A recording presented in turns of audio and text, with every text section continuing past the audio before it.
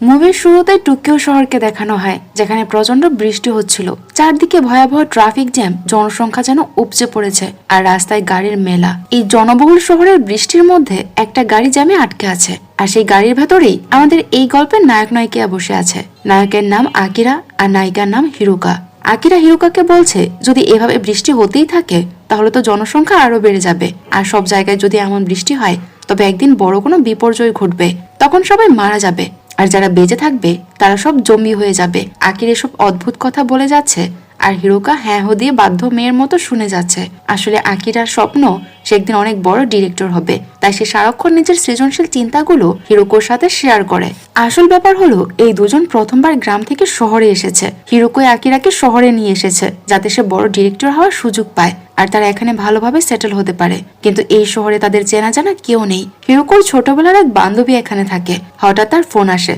সে জিজ্ঞেস করে যে তোরা কোথায়, হারিয়ে গেলি নাকি? হিরোকো বলে, আরে না না, হারাবো কেন, ট্রাফিকে আটকে গেছি। তখন তার বান্ধবী বলে, তোরা এদিকে আয়, আমি লাল ছাতা নিয়ে দাঁড়িয়ে আছি। ওরা সেখানে গিয়ে গাড়ি থামায়। অনেকদিন পর দুই বান্ধবীর দেখা হয়। তারা দুজনে খুশিতে তো একদম আত্মহারা ছিল। নাচতে নাচতে তারা বান্ধবীর ঘরের দিকে রওনা দেয়। তার এই বান্ধবীর নাম আকিমি। আকিমি তাদের নিজের ফ্ল্যাটে নিয়ে যায়, তবে ঘরটা বেশ ছোট। আকিমি মাঝে মধ্যে সেই ঘরটাই তার বয়ফ্রেন্ডের সাথেও শেয়ার করে। রাতে সে সবাইকে খাবার বেড়ে দেয় আর বন্ধুদের খুব যত্ন করে। খাওয়ার টেবিলে আকিমি আকিরাকে জিজ্ঞেস করে, তুমি তো ডিরেক্টর হতে চাও, তা তোমার সিনেমা নিয়ে কিছু বলো।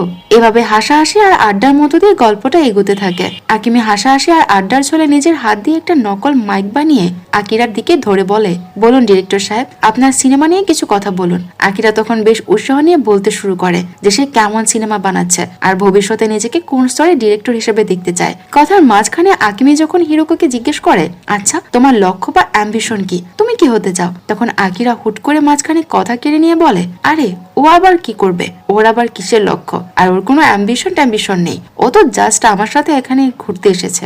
আকিরা কথাটা হাসির ছলে বলল, হিরোকুর মনে গিয়ে কথাটা লাগে। এটি শুনে সে বেশ আপসেট হয়ে যায়, কিন্তু পরিস্থিতি সামলাতে কথা ঘুরিয়ে দিয়ে আকিরাকে বলে তার সিনেমাটা দেখাতে।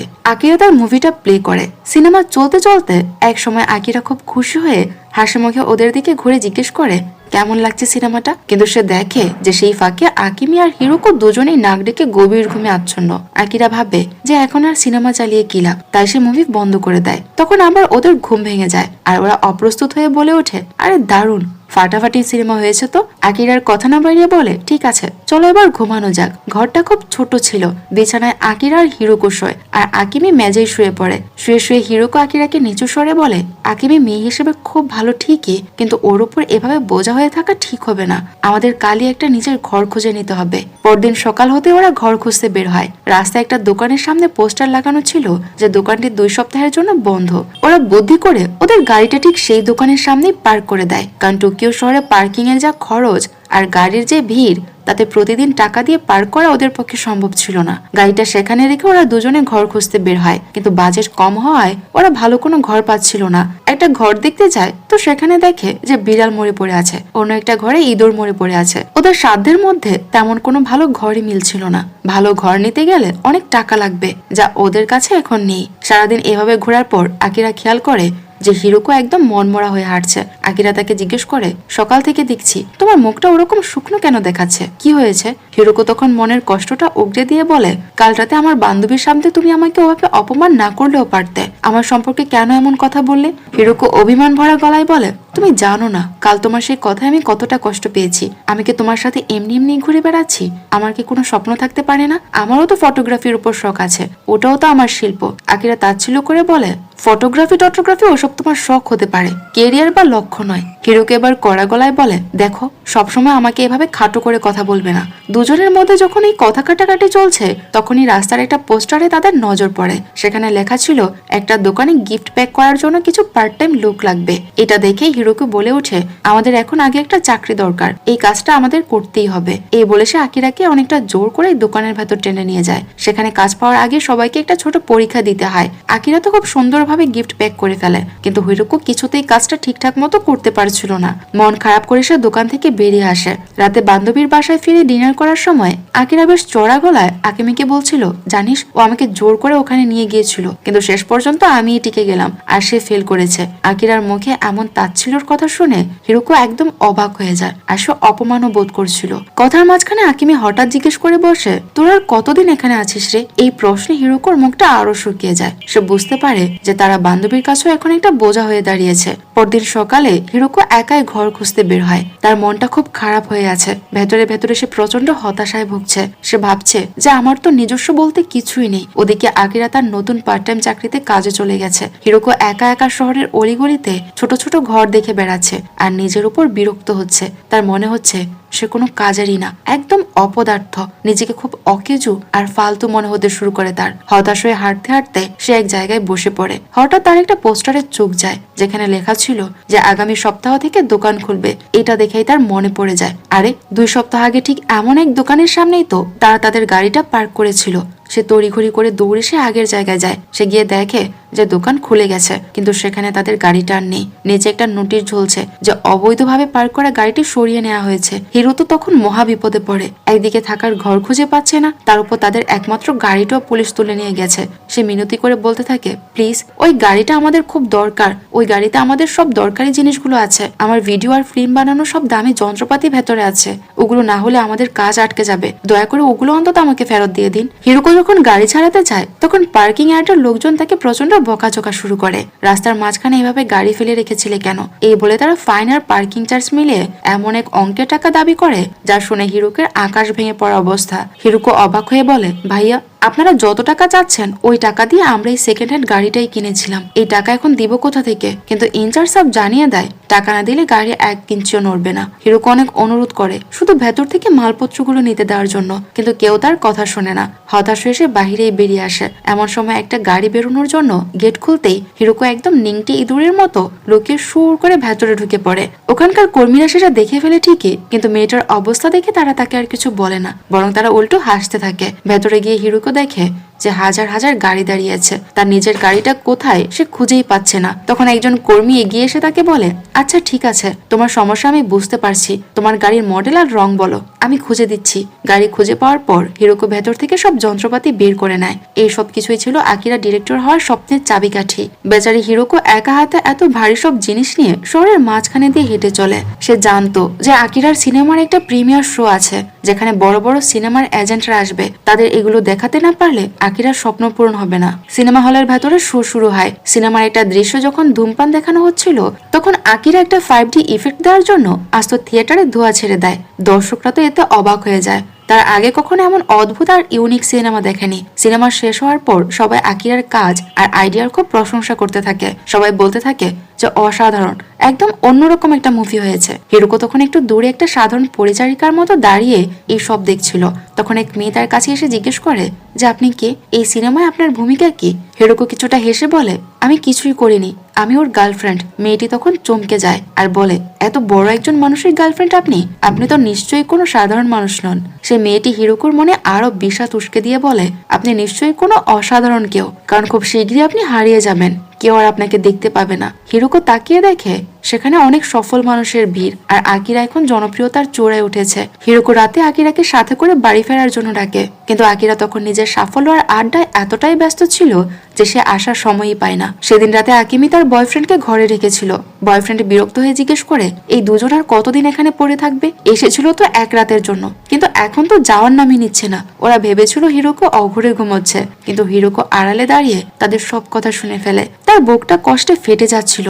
আকিমা আরো বলে যে আকিরা তো সিনেমা নিয়ে ব্যস্ত, কিন্তু এই মেয়েটা হিরোকোকে দেখো, একদম বেকার, শুধু আকিরার সাথে ঘুরেই বেড়াচ্ছে, কিছু করার কোনো নামই নেই তার। নিজের প্রিয় বান্ধবীর মুখে এসব কথা শুনে হিরোকো প্রচন্ড মানসিক ট্রমার মধ্যে চলে যায়। পরদিন সকালে হিরোকো যখন ব্রাশ করার জন্য আয়নার সামনে দাঁড়ায়, সে যা দেখে তাতে তার কলিজা শুকিয়ে যায়। সে দেখে যে তার বুকের মাঝখানে একটা বড় গর্ত হয়ে গেছে আর সেখান থেকে কাঠের মতো 3টা কাঠি বের হয়ে আছে। ভয়ে সে কুকড়ে যায়। সে কিছুই বুঝতে পারছিল না যে তার সাথে এসব কি হচ্ছে। সে ঘাবড়ে গিয়ে আবার ঘর খোঁজার জন্য বাইরে বের হয়, কিন্তু কিন্তু এবার সে ঠিকমতো হাঁটতে পারছে না, তার মাথা ঘুরছে, শরীর যেন ভেঙে পড়ছে। একটা জায়গায় বসে সে যখন নিজের পায়ের দিকে তাকায়, সে দেখে যে তার পাগুলো ধীরে ধীরে চেয়ারের পায়ের মতো কাঠে পরিণত হচ্ছে। বয়সে দৌড়াতে শুরু করে, কিন্তু দৌড়াতে দৌড়াতে তার গায়ের জামা কাপড় সব খসে পড়তে থাকে। শেষ পর্যন্ত হিরোকো পুরোপুরি একটা কাঠের চেয়ারে বদলে যায়। লজ্জার অপমানে সে কুকড়ে যাচ্ছিল। মাঝ রাস্তায় তাকে এখন দেখতে ঠিক একটা শার্ট পরা চেয়ারের মতো লাগছে। মানুষ তার পাশ দিয়ে হেঁটে যাচ্ছে, কিন্তু কেউ বুঝতে পারছে না যে এটা একটা রক্ত মাংসের মানুষ ছিল। রাত বাড়লে এক ভিখারি সেই রাস্তা দিয়ে যাওয়ার সময় চেয়ারটাকে দেখে বলে, আরে এই চেয়ারটা আবার শার্ট পরে আছে কেন? এই বলে সে চেয়ারের গা থেকে শার্টটা হেঁচকা টান দিয়ে খুলে নেয়। দৃশ্যটা এমন ভাবে দেখানো হয় যেন হিরোকোর শরীর থেকে কেউ জোর করে কাপড় টেনে খুলছে। নিজের সম্ভ্রম বাঁচাতে বেচারি হিরোকো সেই চেয়ার অবস্থাতে দৌড়াতে শুরু করে। পুরোপুরি নগ্ন অবস্থায় হিরোকো রাস্তার এদিক ওদিক দৌড়াতে থাকে। লজ্জায় বাঁচতে সে একটা বাস স্টপে গিয়ে লুকানোর চেষ্টা করে। সেখানে এক বৃদ্ধা দাঁড়িয়ে ছিল। তার পায়ের ব্যথায় সে ছটফট করছিল, কিন্তু বসার মতো কোনো জায়গা সে খুঁজে পাচ্ছিল না। কিছুক্ষণ আগে সেখানে কোনো চেয়ার ছিল না, কিন্তু বৃদ্ধা যখন পেছন ফিরে তাকায়, সে দেখে যে ম্যাজিকের মতো একটা চেয়ার তার পাশে রাখা। আসলে হিরোকোর অবস্থা এখন এমন হয়েছে যে কেউ তাকে দেখলে সে সঙ্গে সঙ্গে চেয়ার হয়ে যায়, আর কেউ না দেখলে সে রক্ত মাংসের মানুষে ফিরে আসে। বৃদ্ধা তো বসার জায়গা পেয়ে খুব খুশি হয়ে যায় আর সেখানেই বসে পড়ে। কিছুক্ষণ বিশ্রাম নিয়ে সে যখন চলে যায়, হিরোকো আবার মানুষ হয়ে রাস্তায় দৌড়াতে শুরু করে। ঠিক সেই সময় এক সঙ্গীত শিল্পী রাস্তা দিয়ে যাচ্ছিল। তার নজরে পড়ে সেই চেয়ারটা। তার কাছে চেয়ারটা খুব উজ্জ্বল আর চমৎকার মনে হয়। সে যত্ন করে চেয়ারটাকে নিজের বাড়িতে নিয়ে আসে। এখন হিরোকোর জীবন এভাবেই কাটছে। মিউজিশিয়ান বাড়িতে থাকলে সে চেয়ার হয়ে থাকে, আর সে বাহিরে গেলে হিরোকো আবার মানুষ হয়ে ঘরের ভেতরে ঘুরে বেড়ায়, খাবার খেয়ে নেয়। এদিকে আকিরা এখন মস্ত বড় ডিরেক্টর। হিরোকো মাঝে মধ্যে আকিরার উদ্দেশ্যে চিঠি লিখতে বসে। সে লেখে যে আমাকে আর খোঁজো না আকিরা, আমি এখন অদৃশ্য হয়ে গেছি। তোমার সাথে থাকলে হয়তো আমি এভাবেই তিল তিল করে হারিয়ে যেতাম। তুমিই তো বলেছিলে যে আমার কোনো লক্ষ্য নেই, আমি অযোগ্য। চিঠিতে সে মনের সব জমানো দুঃখ উগরে দেয়, কিন্তু পরক্ষণেই আবার চিঠিটা ছিঁড়ে ফেলে দেয়। আকিরার সে অবহেলার কথাগুলো তার মনের উপর এত গভীর প্রভাব ফেলেছিল যে সে নিজেকে আসবাবপত্রের চেয়ে বেশি কিছু আর ভাবতে পারছে না। তবে আশ্চর্যের বিষয় হলো, এই নতুন বাড়িতে হিরোকো এখন বেশ সুখী আছে, কারণ ওই মিউজিশিয়ান তার এই চেয়ার রূপটাকে খুব পছন্দ করে আর সবসময় ব্যবহার করে। হিরোকোর এখন আর নিজেকে অকেজো মনে হয় না। সে মনে মনে শান্তি পায় এই ভেবে যে যাক, অন্তত কারো কাছে তো সে কাজে আসতে পেরেছে। শেষ দৃশ্যে দেখা যায় সে মিউজিশিয়ান হিরোকোর উপর বসেই গান লিখছে আর সুর তুলছে, আর হিরোকোর মুখে একটা তৃপ্তির হাসি ফুটে উঠেছে। এভাবেই শেষ হয় প্রথম গল্প ইন্টেরিয়র ডিজাইন। পরের গল্পের নাম মেড। এই গল্পের শুরুতেই দেখানো হয় যে শহর জুড়ে তখন উৎসবের আমেজ, সবাই খুব আনন্দে আছে। ঠিক সেই সময় শহরের মাঝখানে একটা আন্ডারগ্রাউন্ড ম্যানহোল থেকে এক অদ্ভুত লোক বেরিয়ে আসে। লোকটার পরনে সবুজ রঙের পোশাক আর তার একটা চোখ সাদা। দেখতে এতটাই ভয়ঙ্কর যে মনে হবে জ্যান্ত কোনো পাগল বা অদ্ভুত কোনো জীব। সে টোকিওর অলিগলিতে ঢুকে পড়ে তাণ্ডব শুরু করেছিল। রাস্তার এক লোকের হাত থেকে জ্বলন্ত সিগারেট কেড়ে নিয়ে সে নিজেই টান দিতে থাকে। এক ব্যক্তি ফুল নিয়ে যাচ্ছিল, তাকে সপাটে চড় মেরে সে ফুলগুলো কেড়ে নেয়। রাস্তার মেয়েদের সাথে যাচ্ছে তাই ব্যবহার করছে সে, আর সাধারণ মানুষকে হেনস্থা করে আবার সে ম্যানহোলের ভেতরে গায়েব হয়ে যায়। এই খবর পাওয়া মাত্র মিডিয়া হুমড়ি খেয়ে পড়ে। মিডিয়ার কাজই তো তিলকে তাল করা। নিউজ চ্যানেলে হইচই পড়ে যায় এসব নিয়ে। কে এই রহস্যময় ব্যক্তি যে টোকিও রাস্তায় ঘুরে বেড়াচ্ছে? সে কি মানুষ নাকি অন্য কোনো প্রাণী? কোন দেশ থেকে সে এসেছে? বারবার একই ঘটনা ঘটছে। সে আসছে, মানুষকে টর্চার করছে আর সুরঙ্গের ভেতর হারিয়ে যাচ্ছে। এই নিয়ে টিভিতে খবর ছড়াচ্ছে যে একে যেভাবেই হোক দ্রুত ধরতে হবে। এমনকি এক 60 বছরের বৃদ্ধা লোকটার অদ্ভুত হাঁটা চলা নকল করে টিভিতে অভিনয় করে দেখাচ্ছে। অন্যদিকে সেই লোকটাকে দেখানো হয় যে আসলে শহরের নিচে নোংরা নর্দমার ভেতর দিয়ে চলাফেরা করে। এভাবে যেতে যেতে সে দ্বিতীয় বিশ্বযুদ্ধের সময়কার এক পুরনো গোপন সুরঙ্গে গিয়ে পৌঁছায়। সেখানে এখনো সে আমলের ট্যাঙ্ক আর যুদ্ধের সরঞ্জাম পড়ে আছে। লোকটা যেন কোনো এক শয়তান সৈনিক, আর তার আস্তানাটা একদম যুদ্ধের বাংকারের মতো। সেখানে সে একটা বড় বাক্স খুঁজে পায়। বাক্সটা খুলতে সে দেখে যে ভেতরে অনেকগুলো হ্যান্ড গ্রেনেড রাখা আছে। সে দেরি না করে বোমাগুলো নিয়ে আবার শহরে ফিরে আসে। এরপর কোনো বিচার বুদ্ধি ছাড়াই লোকজনের ভিড়ের উপর বোমা ছুটতে শুরু করে। মুহূর্তের মধ্যেই ভয়াবহ বিস্ফোরণে বহু মানুষ মারা যায়। লোকটা যেন ঠিক ব্যাটম্যান সিনেমার জোকারের মতো উন্মাদ হয়ে গিয়েছিল। নির্বিচারে মানুষ মেরে সে আবার ওখান থেকে চলে যাচ্ছে। অবশ্য পুলিশ তল্লাশি করে তাকে খুঁজতে খুঁজতে সে সুড়ঙ্গের গভীরে পৌঁছে যায়। সেখানে দেখা যায় সে সম্পূর্ণ উলঙ্গ অবস্থায় শুয়ে আছে। পুলিশ তাকে ধরে টেনে হিঁচড়ে বাইরে বের করে আনে। মুহূর্তেই দাবানলের মতো খবর ছড়িয়ে পড়ে। সে আতঙ্ক, সেই শয়তান অবশেষে ধরা পড়েছে। পুলিশ লোকটিকে ধরার পর তার মুখ খোলানোর জন্য অনেক চেষ্টা করে, কিন্তু তাতে কোনো লাভ হয় না। সে মুখ ফুটে একটি কথাও বলে না। অগত্যা ফ্রান্স থেকে একজন বিশেষ আইনজীবীকে আনা হয়। কিন্তু আশ্চর্যের বিষয় হলো এই উকিল নিজেও দেখতে সেই পাগল লোকটার মতোই। তারও একটা চোখ সাদা আর লম্বা দাড়ি আছে। এমনকি তার চাল চলনও বেশ অদ্ভুত। উকিল সাহেব অনেক চেষ্টা করে তার সাথে কথা বলার জন্য, নানা ভাষায় তাকে প্রশ্ন করা হয়, ভাই তুমি কে, কোথা থেকে এসেছো, কিছু তো বলো। কিন্তু শুরুতে সে পাথরের মতো চুপ হয়ে থাকে, তবে একদম শেষে ঘর থেকে বেরোনোর সময় সে বিড়বিড় করে নিজের নাম বলে, যে তার নাম মেট। যেহেতু এটি একটি ফরাসি শব্দ আর উকিল নিজেও ফরাসি, তাই একটা যোগাযোগ তৈরি হয়। এরপর মেটকে বিচারকের সামনে হাজির করা হয়। আদালত যখন তাকে জিজ্ঞেস করে যে কেন তুমি এই শহরে এত তাণ্ডব চালাচ্ছ, কেন অকারণে নিরীহ মানুষকে খুন করেছ, তোমার আসলে কি চাই, তখন সে খুব অহংকারের সাথে গলা উঁচিয়ে উত্তর দেয়, আমি আসলে মানুষকে ঘৃণা করি, বিশেষ করে জাপানিদের আমার একদম পছন্দ নয়। ওদের ওই ছোট ছোট চোখগুলো দেখলে আমার পিত্তি জ্বলে যায়। আমার মনে হয় যে এখানে কোনো মানুষই থাকার যোগ্য নয়, তাই আমি সবাইকে মেরে ফেলেছি। এমন উত্তর শুনে জজ সাহেব থতমত খেয়ে যায় আর তাকে মৃত্যুদণ্ড বা ফাঁসির আদেশ দেয়। এদিকে বাহিরে নিউজ চ্যানেলে বিতর্কের ঝড় ওঠে। কেউ কেউ পাগলের মতো বলতে থাকে যে এমন একজন মানুষই আমাদের দরকার ছিল, আবার কেউ দাবি করে বসে যে মেয়েটা আমার নিজের ছেলে। অদ্ভুত সব পাল্টাপাল্টি বয়ান চলতে থাকে। অবশেষে সেই দিনটি আসে যখন মেয়েদের ফাঁসি কার্যকর হবে। অনেক মানুষের সামনে তাকে ফাঁসির মঞ্চে নিয়ে আসা হয়। তার শেষ ইচ্ছে জানতে চাওয়া হলে সে কিছু ফুল আর টাকা চায়। এরপর তার হাতে হাতকড়া পরিয়ে গলায় দড়ির ফাঁস লাগানো হয়। ঝুলানোর আগ মুহূর্তে সে অদ্ভুত ভঙ্গিতে প্রার্থনা শুরু করে। আর আশ্চর্যের ব্যাপার হলো সে উকিলও ঠিক একইভাবে প্রার্থনা করতে বসে। আশেপাশের মানুষ যখন এটা লক্ষ্য করে তখন পরিস্থিতি সামাল দিতে উকিল সবাইকে মশা তাড়ানোর বাহানা করে। ফাঁসির দড়ি টেনে দেওয়া হয়। সবাই দেখে যে মেয়েদের শরীরটা ছটফট করছে, এক সময় নিথর হয়ে যায়। সবাই নিশ্চিত যে সে মারা গেছে, কিন্তু হঠাৎ করে তার শরীরটা আবার নড়ে ওঠে। সে তার সাদা চোখ দুটো মেলে পাশে থাকা একটা পাইপলাইনের দিকে তাকায়, আর পরের সেকেন্ডেই সেখান থেকে ভোজভাজির মতো গায়েব হয়ে যায়। সেজন্য কোনো অতিপ্রাকৃত শক্তি যাকে দড়ি দিয়ে বেঁধে রাখা সম্ভব নয়। মেট গল্পের শেষে আসলে একটা গভীর কথা বলা হয়েছে, মানুষের মনের ভেতরে যে ঘৃণা, পছন্দ অপছন্দের লড়াই আর ক্রোধ জমে থাকে, তাকে আসলে কোনো শারীরিক শাস্তি বা ফাঁসি দিয়ে মারা সম্ভব নয়। এই ধ্বংসাত্মক আবেগগুলো সবসময় আমাদের চোখের সামনে কোনো না কোনো রূপে ঘুরে বেড়ায়। এই বার্তা দিয়ে গল্পটি শেষ হয়। সিনেমার শেষ গল্পের নাম শ্যাকিং টোকিও। গল্পের শুরুতে আমরা একজনকে দেখতে পাই যার নাম হিকুমোরি। জাপানি ভাষায় হিকুমোরি মানে হলো এমন একজন মানুষ যে সমাজ বা মানুষের সঙ্গ একদম পছন্দ করে না। এরা নিজেদের চার দেয়ালের মাঝে বন্দি করে রাখতে বেশি ভালোবাসে। আমাদের এই নায়কও গত 10 বছর ধরে বাহিরের জগতের সাথে কোনো যোগাযোগ না রেখে নিজের ঘরের ভেতরে একা বেঁচে আছে। সে বাহিরের মানুষকে সহ্য করতে পারে না, তাই 10 বছরে একবারও সেই ঘর থেকে বের হয়নি। এমনকি সে টিভিতেও মানুষের মুখ দেখতে চায় না, তাই তার টিভির উপর ধুলোর আস্তর পড়ে আছে। তবে তার একটা দারুণ শখ আছে, তা হলো বই পড়া। তার ঘরের চারদিকে শুধু বই আর বই। 10 বছর ধরে তার রুটিনটা একই রকম। সকালে ঘুম থেকে উঠবে, বই পড়বে, খাওয়া দাওয়া করবে আর ঘুমাবে, বাস এইভাবেই চলছে তার দিন। বাইরে না গেলেও বেঁচে থাকার জন্য তো খাবার আর টাকার প্রয়োজন। তার বাড়ির লোক তাকে প্রতি মাসে টাকা পাঠিয়ে দেয়, সেই টাকা দিয়ে সে খাবার অর্ডার করে। তার সবচেয়ে প্রিয় খাবার হলো পিৎজা। প্রতি শনিবার নিয়ম করে সে পিৎজা অর্ডার করে। মজার ব্যাপার হলো গত 10 বছরে সে যা কিছু ব্যবহার করেছে বা খেয়েছে তার কোনো আবর্জনা সে বাইরে ফেলেনি। পিৎজার বাক্স থেকে শুরু করে সব খালি প্যাকেট সে ঘরের ভেতর খুব গুছিয়ে জমা করে রেখেছে। 10 বছর আগে যখন সে বাইরে যেত তখনও সে কোনো মানুষের মুখের দিকে তাকাতো না, শুধু সূর্যের আলো অনুভব করার জন্য সে রোদে যেত।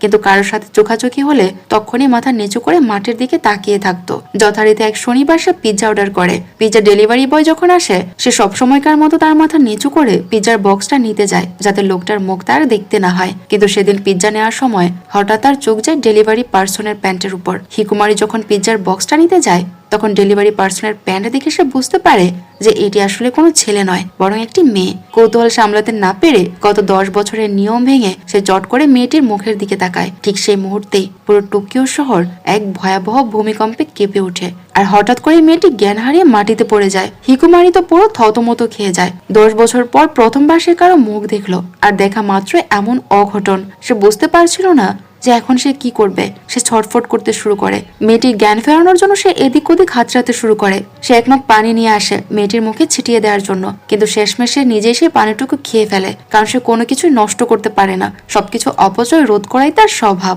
মেয়েটির জ্ঞান ফিরছে না দেখে হিকুমারি তার শরীরের দিকে ভালো করে তাকায়। সে দেখে যে মেয়েটির হাতি আর পায়ে অনেকগুলো ট্যাটু আঁকা আছে। ভালো করে লক্ষ্য করে সে দেখে যে তার শরীরে একটা বোতামের মতো ড্রয়িং করা, যেখানে লেখা আছে কোমা। হিকুমারি বুঝতে পারে না যে এর মানে কি। সে তড়িঘড়ি করে ডিকশনারি খুলে দেখে তার ভাষায় কোমা মানে হলো অচেতন হয়ে থাকা। সে তখন মেয়েটির শরীরে সেই বোতামটি টিপে দেয়। বোতাম টিপতেই ম্যাজিকের মতো মেয়েটি ধরফড়িয়ে জেগে ওঠে। চোখ মেলেই সে হিকুমেরিকে জিজ্ঞেস করে যে আপনি কি বোতামটা টিপেছেন? মেয়েটি যেন আগে থেকে এই পরিস্থিতির জন্য তৈরি ছিল। হঠাৎ মেয়েটির নজর ঘরের কোনো জমিয়ে রাখা পিৎজার বক্সগুলোর উপর পড়ে। সে বিরক্তির সুরে বলে, আপনার ওই পিৎজার বক্সগুলো সাজানো সাজানো ঠিক হয়নি, একটা বক্স উল্টো হয়ে আছে, ওটা গিয়ে ঠিক করুন। হিকুমারি যখন বাক্সটা সোজা করতে যায় সেই ফাঁকে মেয়েটি ওখান থেকে উধাও হয়ে যায়। হিকুমারি জানলা দিয়ে বাইরে তাকিয়ে দেখে যে মেয়েটি স্কুটার নিয়ে চলে যাচ্ছে। যাওয়ার সময় মেয়েটি একবার হিকুমারির দিকে তাকিয়ে যায়। বাস, গত 10 বছরের যে শান্ত জীবন ছিল 11তম বছরে এসে তা লন্ডভন্ড হয়ে যায়। হিকুমারির মনের শান্তি উধাও হয়ে যায়। রাতে চোখে ঘুম নেই, সারাক্ষণ শুধু ওই মেয়েটির কথাই তার মনে পড়ছে। অস্থির হয়ে সে আবার পিৎজা অর্ডার করে, এই আশায় যে হয়তো ওই মেয়েটি আবার আসবে। ডোরবেল বাজতে এসে খুব খুশি হয়ে দরজা খোলে, কিন্তু এ কি, সামনে কোনো মেয়ে নয় বরং এক গুন্ডা টাইপ আঙ্কেল দাঁড়িয়ে আছে। সেই লোকটা পিৎজা তো দিলই, উল্টো হিকুমারির কাছে একটা সাহায্য চেয়ে বসলো। হিকুমারিকে কিছু বলার সুযোগ না দিয়েই সে তার ঘরের ভেতর ঢুকে পড়ে। নোংরা পানি এসে হিকুমারির ঘরে টেলিফোনটা তুলে নেয় আর কাউকে খুব বাজেভাবে বকাবকি করতে থাকে। হিকুমারি তখন কোনো মতে সাহস নিয়ে ওই লোকটির কাছে ওই মেয়েটির ব্যাপারে জানতে চায়, কিন্তু লোকটা তখন ফোনে কাউকে এমন ভাবে ধমকাচ্ছিল যে মনে হচ্ছিল সে কোনো ভীষণ রাগী মানুষ। লোকটা চলে যাওয়ার জন্য পা বাড়ালে হিকুমারি পেছন থেকে জিজ্ঞেস করে, আচ্ছা কাল যে মেয়েটা এসেছিল সে কি আর আসবে না? লোকটা বিরক্তির স্বরে বলে, না না, সে কাজ ছেড়ে চলে গেছে। হিকুমারি মরিয়া হয়ে তার ঠিকানা জানতে চাইলে লোকটা ঠিকানা দিয়ে চলে যায়। হিকুমারি এখন ভালোবাসার জালে আটকে পড়েছে। যে মানুষটা 10 বছর বাড়ির চৌখাট বেরোয়নি সে আজ একটা মেয়ের টানে বাহিরে বেরোনোর সিদ্ধান্ত নেয়। সে তার পুরনো ধুলো পড়া জুতো জোড়া পরিষ্কার করে দরজার সামনে এসে দাঁড়ায়, কিন্তু তার মন মানছে না। শরীরের ভেতরে যেন একটা যুদ্ধ চলছে। সে মনে মনে ভাবছে যে সত্যিই কি একটা মেয়ের জন্য আমি 10 বছরের নিয়ম ভাঙবো? এভাবে ভাবতে ভাবতে সারা রাত দরজার গোড়ায় বসে সে কাটিয়ে দেয়। সকাল হতে সে নিজেকে সাহস দিয়ে বলে ওঠে, বাপরে, আমাকে যেতেই হবে, যাই হোক না কেন। 10 বছর পর সে যখন বাইরে পা রাখে সূর্যের আলো দেখে তার চোখ ধা দিয়ে যায়। তার বাড়িটা লতা পাতায় ঢেকে জঙ্গলের মতো হয়ে গেছে। পুরনো সাইকেলটা বের করতে গিয়ে সে দেখে যে সেটাও লতা পাতা দিয়ে ভর্তি হয়ে গেছে। অগত্যা সে হেঁটেই রওনা দেয়। দৌড়াতে দৌড়াতে সে লক্ষ্য করে যে পুরো টোকিও শহর যেন একদম জনশূন্য হয়ে গেছে। রাস্তায় কোনো মানুষ নেই, এমনকি সে দেখে যে মানুষের বদলে একটা রোবট পিৎজা ডেলিভারি করছে। অনেক কষ্টে সে মেয়েটির বাড়ি খুঁজে পায়। বাড়ির সামনে গিয়ে যখনই সে তাকে দেখে তখনই আবার ভূমিকম্প শুরু হয়। ভয়ে আর কষ্টে হিকুমারি চিৎকার করে কাঁদতে শুরু করে আর বলতে থাকে যে প্লিজ আমাকে ভেতরে আসতে দাও। তখন দেখা যায় যে শহরের মানুষজন সবাই ঘর থেকে বেরিয়ে 1 মিনিটের জন্য বাইরে এসে দাঁড়িয়েছে। আসলে টোকিওতে এখন এটাই নিয়ম, সবাই সব সুযোগ সুবিধা ঘরের ভেতর জমিয়ে রাখে আর বাহিরে একদম বেরি হয় না। 1 মিনিট পর সবাই যখন আবার ঘরের ভেতরে ঢুকতে যাচ্ছে হিকুমারি চট করে মেয়েটির হাত ধরে ফেলে। মেয়েটি তখন রেগে গিয়ে তাকে জিজ্ঞেস করে যে কে তুমি আর এখানে কি চাও? হিকুমারি আর কথা না বাড়িয়ে মেয়েটির হাতে থাকা একটা ট্যাটুতে চাপ দেয় যেখানে লাভ লেখা ছিল, অর্থাৎ সে তাকে নিজের ভালোবাসার কথা বুঝিয়ে দেয়। এরপর মেয়েটি শান্ত হয়ে যায় আর তাকে গ্রহণ করে। মুভির শেষ দৃশ্যে কাঁপতে থাকা টোকিও শহরকে দেখানো হয় আর এভাবেই মুভিটি শেষ হয়ে যায়। তো গল্পটি আপনাদের কাছে কেমন লেগেছে তা কমেন্টে জানাতে ভুলবেন না। এই ধরনের সিনেমায় ডিরেক্টর আসলে তাদের নিজের জীবনের এক গভীর দর্শন বা নিজস্ব দৃষ্টিভঙ্গি তুলে ধরতে চায়, যা আমাদের মতো সাধারণ মানুষের জন্য সবার পক্ষে এটা বুঝতে সহজ হয় না আর বুঝে নিতে অনেকটাই কষ্ট হয়। তাই নিজেদের মতো করে মানে বুঝে নেওয়াটাই উচিত। আশা করি আপনারা আপনাদের নিজেদের মতো করে এই মুভির প্রতিটি গল্পের মানে বুঝে নেবেন। আর কোন গল্পের কি মানে আপনারা ধরে নিয়েছেন তা কমেন্টে আমার সাথেও শেয়ার করতে পারেন। তো দেখা হচ্ছে পরবর্তী কোনো মুভিতে। ততক্ষণ পর্যন্ত সবাই ভালো থাকুন আর সুস্থ থাকুন।